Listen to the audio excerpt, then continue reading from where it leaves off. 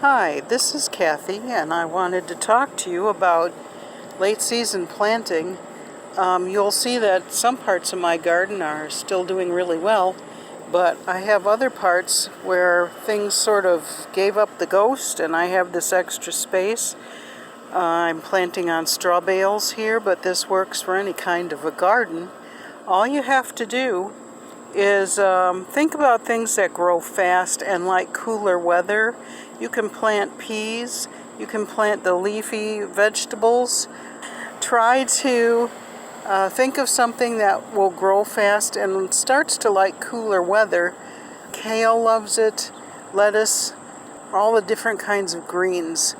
You can grow another good batch of food yet before the cold weather sets in. So see what you can think of.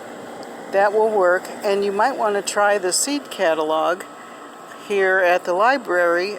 We have those leafy greens if you want to give it a shot. Thank you. Stay safe and stay well.